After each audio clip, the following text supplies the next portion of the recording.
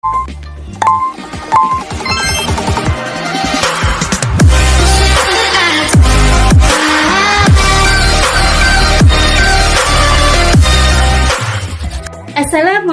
warahmatullahi wabarakatuh.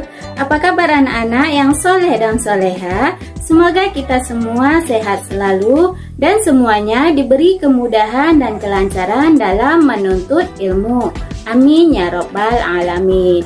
Bertemu lagi dengan Ibu di kelas sejarah, Ibu Elsa Susila. Nah, kali ini kita akan mempelajari tentang seorang ilmuwan muslim. Siapakah beliau? Ya, beliau adalah Abu Musa Jabir bin Hayyan.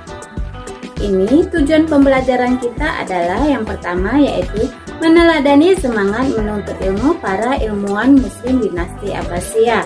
Yang kedua, peran ilmuwan dalam memajukan kebudayaan dan peradaban Islam pada masa dinasti Abbasiyah.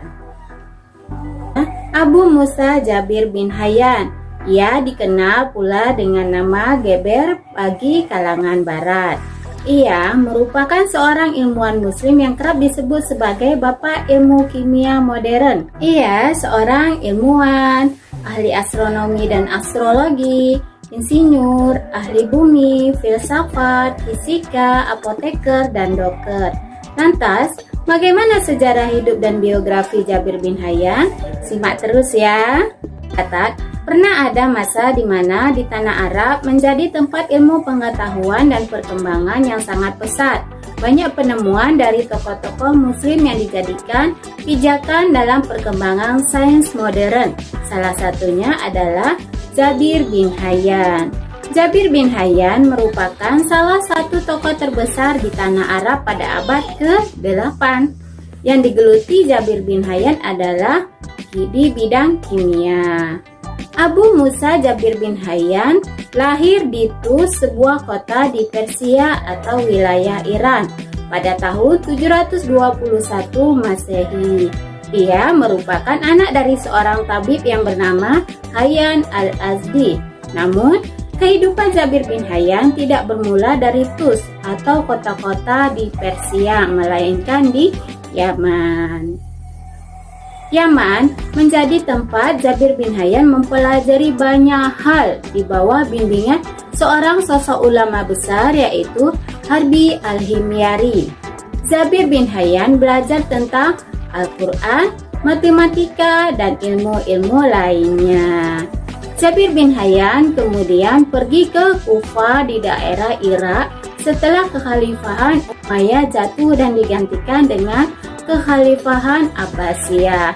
Pun nama Jabir bin Hayyan besar karena ilmunya.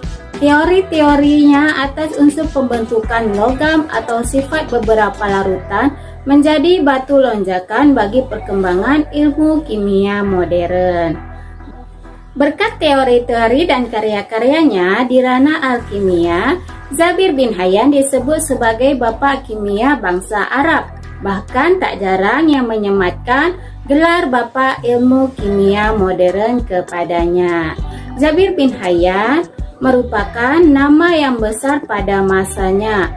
Teori-teori atas unsur pembentukan logam atau sifat beberapa larutan menjadi bantu lonjakan perkembangan ilmu kimia modern. Misteri karya Jabir bin Hayyan merupakan nama besar pada masanya. Tokoh besar yang dikenal dengan The Father of Modern Chemistry ini merupakan seorang muslim yang ahli di bidang kimia, farmasi, fisika, filosofi, dan astronomi. Wafatnya Jabir bin Hayyan itu pada usia ke-94 tahun pada tahun 815 Masehi di Kufa.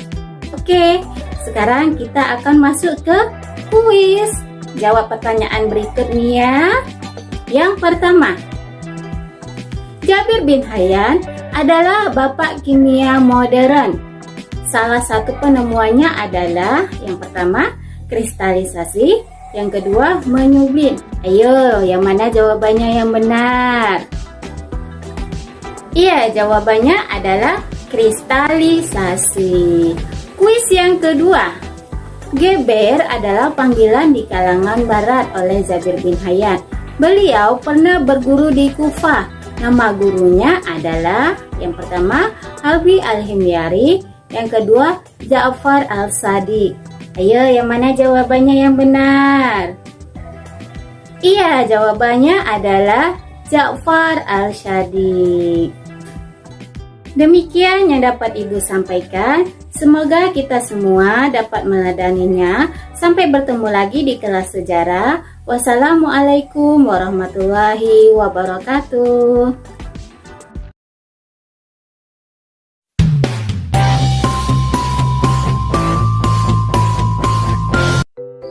Assalamualaikum warahmatullahi wabarakatuh. Hai semua, apa kabar? Semoga kita semua tetap diberi perlindungan dan kesehatan oleh Allah Subhanahu wa Ta'ala, agar kita tetap bisa beraktivitas seperti biasanya.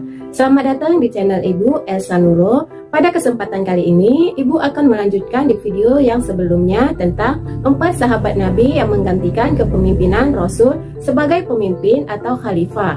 Siapa sajakah mereka dan bagaimana biografinya? Simak terus ya sampai habis. Yang pertama, Abu Bakar Ash-Shiddiq. Abu Bakar memiliki nama asli Abdul Ka'bah, kemudian namanya diganti oleh Rasul menjadi Abdullah. Nama lengkapnya adalah Abdullah bin Abi Quhafah At-Tamimi. Abu Bakar lahir dari pasangan suami istri Utsman atau Abu Quhafah dan Ummu Khair Salma. Dia berasal dari suku Taim. Beliau lahir di Mekah pada tahun 572 Masehi. Sejak kecil, Abu Bakar memiliki sifat yang lemah lembut, jujur, dan sabar. Saat ia memasuki usia remaja, beliau telah bersahabat dengan Rasulullah dan sahabat lainnya yang menemani Rasulullah juga. Saat itu, ia dijuluki sebagai As-Siddiq karena ia selalu mempercayai dan membenarkan apa yang dikatakan oleh Rasulullah. Abu Bakar dipilih menjadi khalifah dengan jalan musyawarah antara kaum Muhajirin dan kaum Ansor. Pada masa setelah meninggalnya Rasulullah, terjadi perselisihan antara kaum Muhajirin dan kaum Ansor saat pemilihan penerus Rasulullah. Kaum Ansor menawarkan Sa'ad bin Ubadah sebagai penerus kepemimpinan Rasul, sedangkan Abu Bakar As-Siddiq menawarkan Umar bin Khattab dan Abu bin Ubaidah sebagai penerus kepemimpinan Rasul. Dalam masa perselisihan ini, Abu Bakar menegaskan kepada kaum Ansor bahwa kaum Muhajirinlah yang pantas untuk menggantikan kepemimpinan Rasul sebagai pemimpin umat Islam. Kaum Muhajirin telah diistimewakan oleh Allah Subhanahu wa Ta'ala. Kaum Muhajirin yang pertama mengakui Nabi sebagai Nabi dan selalu bersamanya dalam situasi apapun. Pada saat itu juga, Umar bin Khattab menolak usulan Abu Bakar yang menjadikannya sebagai pengganti Rasulullah. Bahkan, Umar mengatakan bahwa Abu Bakarlah yang cocok menjadi khalifah dari kaum Muhajirin. Setelah bermusyawarah, kedua kaum akhirnya sepakat untuk menjadikan Abu Bakar sebagai khalifah. Ada beberapa kesepakatan yang membuat Abu Bakar diterima menjadi khalifah, yaitu beliau adalah orang pertama yang mengakui peristiwa Isra dan Mi'raj. Abu Bakar orang yang menemani Rasulullah untuk hijrah ke Madinah. Abu Bakar orang yang sangat gigih dan selalu melindungi orang-orang yang memeluk agama Islam. Ia pernah menjadi imam sholat sebagai pengganti Rasulullah saat beliau sedang sakit. Pada masa kepemimpinan Abu Bakar, beliau mengutamakan kepentingan di dalam negerinya sendiri daripada hal-hal yang tidak ada hubungannya dengan kaum dan negerinya. Masalah yang ada di negerinya saat itu adalah orang-orang yang meninggalkan Islam karena mereka berpikir setelah Muhammad wafat maka Islam juga telah berakhir kekuasaannya. Lalu banyak juga orang yang mengaku dirinya sebagai pengganti Rasulullah. Dengan demikian, Abu Bakar memutuskan untuk memerangi mereka semua. Semua keputusan pada masa pemerintahan Abu Bakar selalu ada di tangannya. Namun sebelumnya ia selalu bermusyawarah dengan para sahabat sebelum memutuskan sesuatu. Sebelum Abu Bakar wafat, ia menunjuk Umar bin Khattab untuk menggantikan posisinya sebagai khalifah. Ia menunjuk Umar bukan asal saja, namun telah dipertimbangkan karena situasi politik yang ada. Abu Bakar khawatir jika pemilihan khalifah selanjutnya diadakan seperti pemilihan khalifah sebelumnya, akan terjadi situasi politik yang semakin keruh. Yang kedua, Umar bin Khattab. Umar bin Khattab memiliki umur yang lebih muda, yaitu 13 tahun dari usia Rasulullah Shallallahu Alaihi Wasallam. Ia lahir di Mekah pada tahun 582 Masehi dan pada tahun 634 Masehi ia menggantikan Abu Bakar sebagai khalifah. Sejak masih kecil, Umar dikenal sebagai orang yang pemberani dan cerdas. Ia bahkan tidak takut menyatakan sesuatu kebenaran kepada siapa saja. Sebelum ia masuk Islam, ia sempat menentang Islam. Namun setelah masuk, ia sangat membela Islam dan melawan musuh-musuhnya. Karena keberaniannya, Umar bin Khattab ditakuti oleh kaum Quraisy. Sifat keberaniannya dalam kebenaran membuat Rasulullah Shallallahu Alaihi Wasallam memberi julukan kepadanya sebagai Al-Faruq, yakni memiliki arti sang pembeda. Maknanya bahwa Umar adalah sesosok orang yang dapat membedakan kebenaran dan keburukan. Kekhalifaan Umar bin Khattab dimulai saat Abu Bakar sakit dan memanggil Utsman bin Affan untuk menulis surat wasiat kepada Umar untuk menggantikannya sebagai khalifah. Tujuan Abu Bakar adalah untuk menghindari perselisihan dalam pemilihan khalifah saat ia sudah meninggal.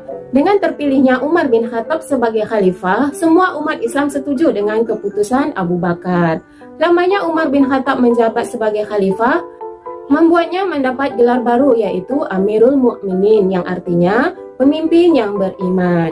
Gelar ini diberikan oleh kaum muslimin karena melihat Umar bin Khattab yang memimpin Islam selama 10 tahun. Oleh karena itu, ia sangat pantas mendapatkan gelar tersebut. Dalam masa kepemimpinannya, Umar bin Khattab mengutamakan perluasan Islam yang mencapai hingga 1/3 dari dunia. Dengan kerja kerasnya, Islam bisa mencapai hingga ke Eropa. Berkat gaya kepemimpinan Umar ini menjadi kekuatan untuk umat Islam yang harus diperhitungkan. Pada saat itu, posisi Islam memiliki kekuatan yang sama seperti Romawi dan Persia. Pada masa tersebut, wilayah Islam diperluas hingga ke Mesir, Irak, Syam, Palestina, dan negara-negara Persia lainnya. Setelah menguasai beberapa negara, Umar membentuk pemerintahan yang mirip dengan Persia. Umar bin Khattab membuat administrasi pemerintahan yang mengatur 8 wilayah, yaitu Makkah, Madinah, Syria, Jazirah, Basrah, Kufah, Palestina, dan Mesir. Departemen ini didirikan untuk mengatur gaji dan pajak tanah dari masing-masing pejabat di wilayah tersebut, sehingga hal tersebut memicu berdirinya Baitul Mal. Umar wafat pada usia 63 tahun setelah memerintah selama 10 tahun 6 bulan. Umar wafat pada umur 63 tahun setelah memerintah selama 10 tahun 6 bulan. Wafatnya disebabkan oleh ia ditikam oleh Abu Lu'lu'. Ia adalah seorang budak dari Persia pada saat sedang sholat subuh. Yang ketiga, Utsman bin Affan. Pada tahun 579 Masehi di Taif, daerah yang subur, yaitu kawasan Hijaz, letaknya di sebelah barat Laut Arab Saudi. Ia lahir setelah 5 tahun dari tahun gajah. Hal tersebut membuatnya memiliki usia 5 tahun lebih muda dari Rasulullah. Utsman bin Affan adalah seorang saudagar kaya dan juga seorang penulis wahyu yang terkenal. Utsman dikenal sebagai orang yang pendiam dan memiliki budi pekerti yang baik. Oleh karena itu, ia banyak melakukan amal kebaikan, maka ia mendapatkan gelar Ghaniyun Syakir, yaitu artinya orang kaya yang bersyukur kepada Allah Subhanahu wa Ta'ala. Walaupun ia kaya raya, ia tidak lupa dengan orang yang berada di bawahnya. Ia juga tidak segan untuk ikut berperang. Bahkan dikisahkan dari Ibnu Syihab Al-Zuhri dikatakan bahwa Utsman pernah mempersiapkan 940 ekor unta dan 60 ekor kuda untuk Jaishul Usrah atau pasukan sulit dalam perang Tabuk. Selain itu, ia juga pernah memberikan 10.000 dinar atau sekarang sekitar 483 juta rupiah kepada Rasulullah dengan kedua tangannya sendiri. Kejadian tersebut diceritakan oleh sahabat Rasul, yaitu Hudzaifah. Karena telah banyak kebaikan yang dilakukan oleh Utsman, maka ia sempat dinikahkan dengan putri Rasulullah yang bernama Ruqayyah. Setelah Ruqayyah wafat, ia menikah lagi dengan putri Rasul yang bernama Ummu Kalsum. Utsman bin Affan memiliki jasa berupa membukukan Al-Quran menjadi beberapa naskah. Beliau juga menetapkan pelafalan di dalam Al-Quran menjadi serentak dan seragam. Karyanya yang besar itu sangatlah bermanfaat bagi umat Islam. Oleh karena itu, ia diberi penghargaan sebagai Mushaf Utsmani. Masa kepemimpinannya ini dimulai ketika Umar bin Khattab mengalami sakit keras setelah ditusuk oleh Abu Lu'lu', seorang budak dari Persia. Karena sakitnya, Umar lalu membentuk tim yang memiliki anggota Utsman bin Affan, Ali bin Abi Thalib, Talhah bin Ubaidillah, Zubair bin Awam, Abdurrahman bin Auf, dan Sa'ad bin Abi Waqqas. Dibentuknya formasi tersebut bertujuan untuk pemilihan pengganti dari Umar bin Khattab untuk menjadikan mereka khalifah. Namun, 4 orang anggota tersebut mengundurkan diri. Berdasarkan pendapat umum masyarakat bahwa mereka menginginkan Utsman bin Affan yang menjadi pengganti dari Umar bin Khattab. Abdurrahman bin Auf juga cenderung memilih Utsman bin Affan untuk menggantikan peran Umar bin Khattab. Dengan kesepakatan dan persetujuan umat Islam, maka Utsman bin Affan diangkat menjadi khalifah di usianya yang sudah mencapai 70 tahun. Ia juga menjadi khalifah selama 12 tahun, di mana lebih lama daripada Umar bin Khattab. Dalam masa pemerintahannya, Utsman bin Affan mengembalikan Islam ke beberapa daerah yang sebelumnya yang belum sempat dicapai oleh Umar bin Khattab. Umat Islam sedikit kecewa karena perbedaan sifat antara Utsman bin Affan dan Umar bin Khattab. Utsman memiliki sifat yang cenderung lembut dan membuat Islam sedikit lemah. Pada masa pemerintahannya ini, kebijakan dari Utsman yang paling disorot adalah ketika ia mengangkat kerabat keluarganya untuk menduduki jabatan penting, seperti gubernur-gubernur di daerah kekuasaan Islam. Selain masalah perluasan daerah, Utsman juga memperhatikan pembangunan di dalam kota. Ia membangun bendungan pencegah banjir, jalan-jalan di perkotaan, jembatan, masjid, dan juga meluaskan Masjid Nabawi. Di akhir masa pemerintahannya, Utsman tidak meninggalkan pesan sedikit pun. Hal ini dikarenakan ia meninggal secara tiba-tiba karena dibunuh pada saat ia membaca Al-Quran. Ia wafat pada usia 83 tahun. Hal tersebut membuat kondisi politik semakin memburuk. Yang keempat, Ali bin Abi Thalib. Ali bin Abi Thalib memiliki nama panjang Ali bin Abi Thalib bin Abdul Muthalib bin Hashim. Ia lahir di Mekah tanggal 12 Rajab pada tahun ke-30 setelah kelahiran Rasulullah. Ali dilahirkan dari pasangan suami istri bernama Abi Thalib bin Abdul Muthalib dan Fatimah binti Asad. Sebelumnya, ibunya memberinya nama Al-Haidarah yang artinya singa. Kemudian ayahnya memberi sebutan sebagai Ali. Semasa kecil, ia dididik dan dibesarkan oleh Rasulullah Shallallahu Alaihi Wasallam. Kasih sayang dan kemuliaan yang Rasul berikan kepada Ali ini membentuk karakter Ali. Karena didikan Rasulullah, ia berani masuk Islam di usia yang sangat muda. Ia masuk Islam setelah Siti Khadijah. Karena keberanian yang dimiliki oleh Ali bin Abi Thalib, maka ia diberi gelar dengan nama Singa Allah. Masa kepemimpinannya dimulai setelah Utsman bin Affan telah wafat. Pada saat itu umat Islam bingung siapa yang akan menggantikan Utsman sebagai pemimpin umat Islam. Lalu pada saat itu ada yang mengusulkan agar Ali bin Abi Thalib menjadi pengganti Utsman sebagai khalifah. Semua mayoritas umat Islam setuju dengan diangkatnya Ali sebagai khalifah, kecuali mereka yang hanya setuju dengan Muawiyah bin Abu Sufyan. Semasa menjadi pemimpin, ia pejabat-pejabat yang kurang cakap dalam bekerja. Ia juga membenahi keuangan di Baitul Mal, lalu memajukan bidang ilmu bahasa dan memajukan pembangunan.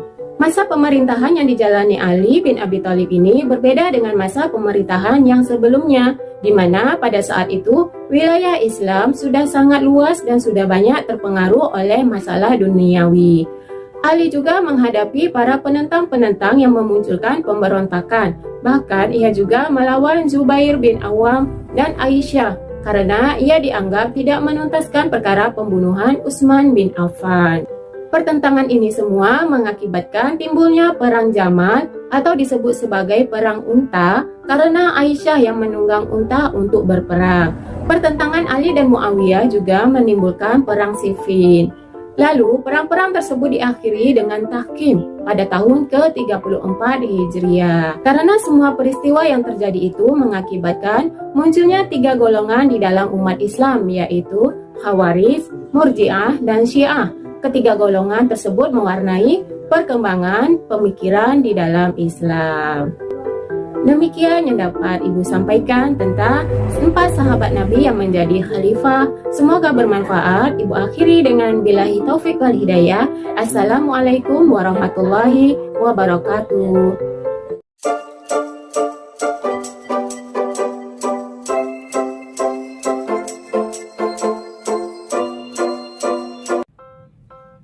Assalamualaikum warahmatullahi wabarakatuh. Halo, berjumpa lagi dengan saya Elsa Nuro.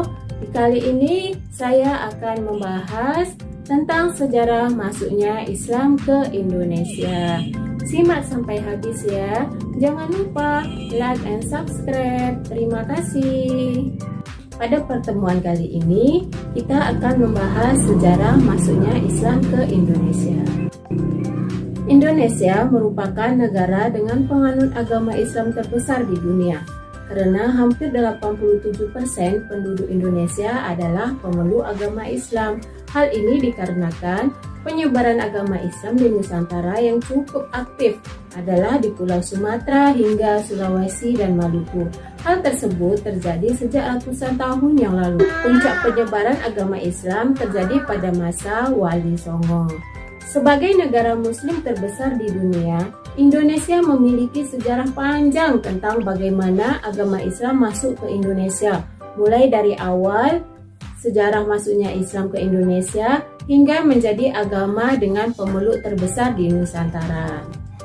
Tidak memakan waktu yang singkat, melainkan sudah terjadi sejak zaman kerajaan. Ada banyak teori yang menyebutkan bagaimana awal mula sejarah masuknya agama Islam ke Indonesia dan akhirnya menjadi agama yang banyak dianut oleh sebagian besar masyarakat di Nusantara pada kali itu. Teori-teori tersebut juga memiliki bukti sehingga dipercaya sejarah masuknya agama Islam ke Indonesia sesuai dengan teori-teori yang ada.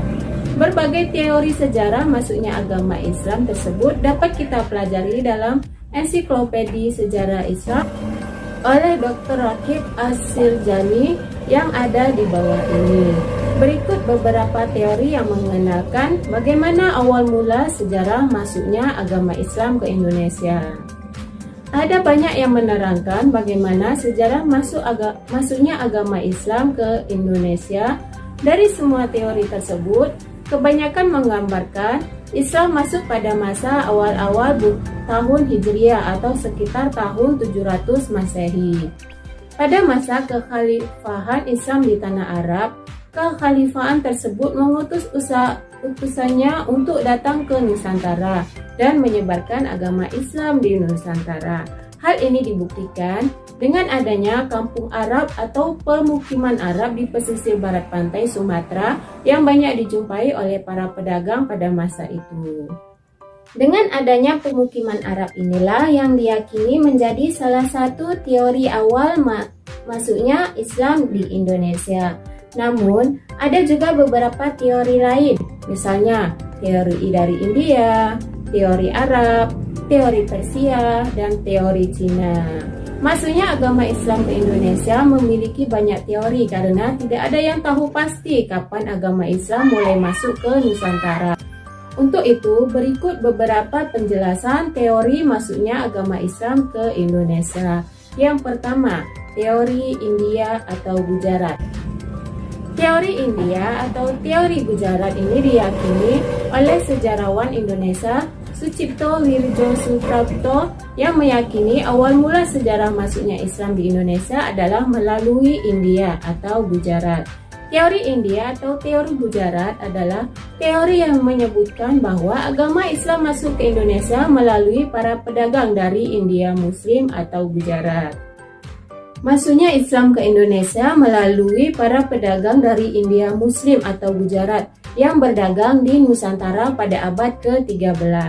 Para saudagar dan Gujarat yang datang dari Malaka kemudian menjalin relasi dengan orang-orang yang berada di wilayah barat di Indonesia. Kemudian setelah itu terbentuklah sebuah kerajaan Islam yang bernamakan Kerajaan Samudra Pasai. Banyak dibuktikan yang menguatkan teori Gujarat ini. Salah satunya adalah Makam Malik As-Salih yang merupakan salah satu pendiri Kerajaan Samudra Pasai. Corak dari batu nisan Makam Malik As-Salih sangat mirip dengan batu nisan yang ada di Gujarat. Bahkan makam salah satu wali Songo yakni Makam Maulana Malik Ibrahim juga memiliki batu nisan yang khas Gujarat seperti Makam Malik As-Salih. Yang kedua, teori Arab atau Mekah. Ada teori Arab atau Mekah yang merupakan teori Islam yang menyebutkan bahwa Islam masuk ke Indonesia langsung dari Arab atau Mekah. Pada masa kekhalifahan, teori ini didukung oleh Van Loor hingga Buya Hamka atau Abdul Malik Karim Amrullah pada bukunya yang berjudul Sejarah Umat Islam yang terbit pada tahun 1997. Buya Hamka menjelaskan bukti-bukti masuknya agama Islam di Indonesia. Bukti yang dimaksud Buya Hamka ini adalah berupa sumber dari naskah kuno Cina yang menyebutkan bahwa sekelompok bangsa Arab yang bermukim di pesisir barat Pulau Sumatera pada tahun 625 Masehi. Selain itu, di kawasan tersebut pada saat itu merupakan kekuasaan Kerajaan Sriwijaya. Juga ditemukan batu nisan yang bertuliskan Syekh Rukunuddin yang wafat pada tahun 672 Masehi. Teori ini juga didukung oleh Tuan Arnold yang menyatakan bahwa pada masa itu bangsa Arab merupakan bangsa yang dominan dalam perdagangan di Nusantara. Kemudian mereka menikah dengan warga pribumi dan berdakwah di Nusantara. Yang ketiga, teori Persia atau Iran. Teori yang menyatakan bahwa asal mula sejarah masuknya agama Islam ke Indonesia dari negara Persia atau sekarang yang bernama negara Iran adalah yang didukung oleh Husain Jajadiningrat dan Umar Amir Hussein. Jajadiningrat berpendapat jika teori Persia ini selaras dengan asal mula masuknya Islam ke Indonesia. Hal ini dikarenakan menurut Jajadiningrat, kebudayaan Islam di Nusantara memiliki banyak kesamaan dengan kebudayaan Islam di Persia. Salah satu contoh kebudayaan Islam di Nusantara yang mirip dengan kebudayaan Islam di Persia adalah kaligrafi-kaligrafi yang ada di makam batu nisan di Nusantara. Ada pula beberapa ritual keagamaan seperti tabot di daerah Bengkulu dan tabuik di daerah Sumatera Barat yang hampir sama persis dengan ritual keagamaan di Persia yang diadakan setiap tanggal 10 Muharram. Akan tetapi, seperti yang kita ketahui, aliran Islam di Persia merupakan aliran Islam Syiah. Sedangkan aliran Islam yang berkembang di Indonesia adalah aliran Sunni. Sehingga teori Persia ini dianggap tidak kurang relevan dengan fakta yang ada. Yang keempat, teori Cina. Teori Cina merupakan teori yang menyebutkan bahwa asal mula sejarah masuknya agama Islam ke Indonesia berasal dari Cina. Agama Islam sendiri berkembang di Cina pada masa dinasti Tang. Islam masuk ke Cina sendiri dibawa oleh panglima muslim yang bernama Sa'ad bin Waqqas yang berasal dari Madinah. Pada masa kekhalifahan Utsman bin Affan, bahkan salah satu kota di Cina pada masa itu yakni kota Kanton pernah menjadi pusat dakwah muslim di Cina. Dalam buku Islam in China yang ditulis oleh Jane Eberlin pada tahun 2004 menyebutkan bahwa relasi antara orang-orang Islam dari Arab dengan orang-orang di Cina terjadi pada tahun 713 Masehi. Masuknya Islam ke Nusantara juga diyakini bersamaan dengan banyaknya migrasi orang-orang Cina Muslim ke Asia Tenggara, terutama wilayah Nusantara yang kebanyakan memasuki wilayah Sumatera bagian selatan pada tahun 879 Masehi atau abad ke-9 Masehi. Bukti lain dari teori Cina ini adalah banyaknya pendakwa yang berasal dari keturunan Cina yang mempunyai pengaruh besar pada masa kerajaan Demak. Seperti kita ketahui, kerajaan Demak merupakan kerajaan Islam pertama yang berada di Pulau Jawa. Adapun buku sejarah yang ditulis oleh Nana Supriyatna yang menyebutkan bahwa Kesultanan Demak didirikan oleh Raden Patah yang merupakan putra dari Majapahit Islam. Banyak yang meyakini bahwa Islam masuk ke Indonesia pada tahun 700 Masehi atau pada abad ke-7. Hal ini dikarenakan dari catatan Cina kuno menerangkan bahwa masa itu terdapat perkampungan Arab atau pemukiman Arab di daerah pesisir barat, Pulau Sumatera hingga ke sekitar Selat Malaka. Selain dengan berdagang, ada juga penyebar agama Islam yang murni, memang berniat menyebarkan agama Islam dengan cara berdakwah. Salah satu contoh penyebar agama Islam di Nusantara yang sangat terkenal adalah para wali songo. Para wali songo tidak hanya menyebarkan agama Islam dengan cara berdakwah, namun juga mengajarkan agama Islam dengan masyarakat pribumi dan berbaur, serta mengikuti adat istiadat dan kehidupan sosial budaya di Nusantara. Di Kalimantan, Islam masuk pada abad ke-18. Hal ini terbukti dengan ditemukannya makam Islam kuno dengan batu nisannya. Sedangkan di wilayah timur Indonesia, Islam masuk melalui Sulawesi yang pada masa itu merupakan salah satu daerah yang memiliki kerajaan Islam dan tempatnya pun strategis untuk jalur perdagangan di wilayah timur Indonesia. Begitu banyaknya sejarah mengenai agama Islam membuat umat Islam di dalamnya memiliki perbedaan masing-masing yang membuat adanya dinamika, dan hal ini dibahas dalam buku Dinamika Sejarah Umat Islam di Indonesia oleh Kunto Wijoyo. Banyak catatan-catatan yang menyebutkan bagaimana awal mula Islam masuk ke Indonesia, kemudian siapa yang membawanya, bagaimana pengaruhnya terhadap masyarakat di Nusantara, dan lainnya. Bahkan, catatan Islam masuk ke Indonesia terdiri dari beberapa teori yang masing-masing teori juga menyimpulkan bukti serta pendapatnya. Misalnya saja, catatan dari Cina yang menyebutkan Islam masuk ke Indonesia pada abad ke-7 atau tahun 700 Masehi, di mana pada masa itu merupakan masa perdagangan antara negeri dan jalur Nusantara ini juga merupakan jalur yang strategis untuk pelayaran perdagangan pada masa itu. Pulau Sumatera juga menjadi wilayah di Nusantara yang menerima penyebaran agama Islam terlebih dahulu dibandingkan dengan pulau-pulau lainnya yang ada di daerah. Pulau Sumatera menjadi daerah yang pertama mendapat penyebaran agama Islam dikarenakan posisi Pulau Sumatera yang dekat dengan Selat Malaka dan pada masa itu merupakan pusat bisnis atau pusat perdagangan. Di Selat Malaka ini banyak terdapat pedagang dari seluruh penjuru negeri dan salah satunya adalah pedagang yang berasal dari Timur Tengah seperti Arab dan Persia. Pedagang dari Timur Tengah tidak hanya berdagang namun juga sambil menyebarkan agama Islam di Nusantara. Berdasarkan buku Islam dalam Arus Sejarah Indonesia, dijelaskan mengenai asal sejarah bagaimana perkembangan Islam di Indonesia, serta peran penting dari penyimpul bangsa yang ada. Selain itu, terdapat juga pembahasan mengenai proses awal Islamisasi yang berkaitan dengan perdagangan dan juga pembentukan kerajaan. Demikian yang dapat saya sampaikan, semoga bermanfaat. Billahi taufiq wal hidayah. Assalamualaikum warahmatullahi wabarakatuh.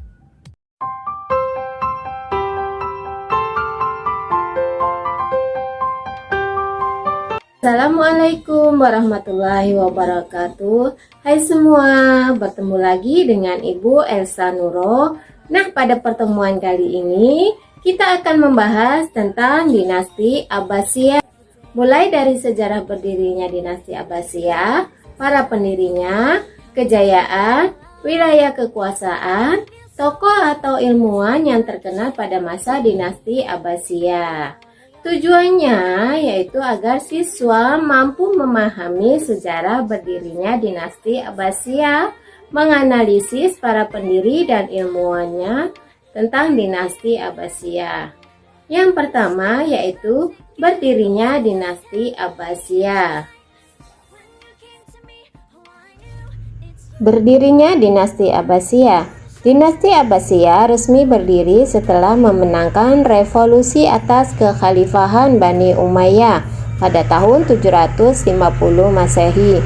Pendiri dinasti Abbasiyah yang sekaligus menjadi khalifah pertamanya adalah Abdullah As-Saffah bin Ali bin Abdullah bin Al-Abbas atau dikenal dengan Abdul Abbas As-Saffah. Kekuasaan dan kejayaan. Kekuasaan Bani Abbasiyah lebih fokus pada dataran Irak dan Iran daripada wilayah pesisir seperti Israel, Suriah, Lebanon, dan Mesir. Baghdad dengan cepat berkembang menjadi kota besar dan hampir maju 1,5 juta orang pada tahun 800-an Masehi. Masa kejayaan. Sejarah berdirinya dinasti Abbasiyah memasuki masa kejayaannya dengan menerapkan pola pemerintahan yang berbeda-beda sesuai dengan perubahan politik, sosial, dan budaya. Pusat pemerintahan saat itu terletak di Kufah, kemudian dipimpin oleh Abu Ja'far al-Mansur mulai tahun 750 sampai 775 Masehi, saudara dari Abu Abbas. Abbasiyah dipimpin oleh Harun ar-Rasyid mulai dari tahun 789 sampai 809 Masehi. Ia mendirikan perpustakaan terbesar pada zamannya yang bernama Baitul Hikmah, sehingga orang-orang terpelajar dari kalangan barat dan muslim datang ke Baghdad untuk mendalami ilmu pengetahuan.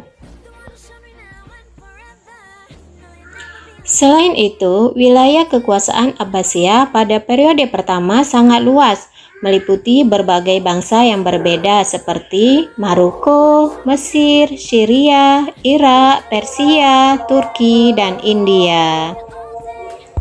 Perkembangan sistem politik dan ilmu pengetahuan maju pesat di masa dinasti Abbasiyah yang melanggengkan kekuasaannya sampai dengan 5 abad. Pembagian wilayah ketika itu hampir mirip dengan pembagian wilayah pada masa Imperium Bizantium atau Romawi Timur dan Persia.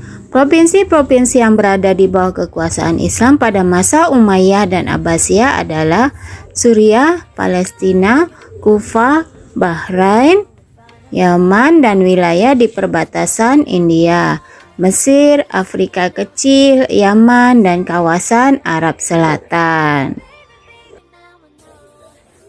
Yang keempat, para pemimpin dinasti Abbasiyah.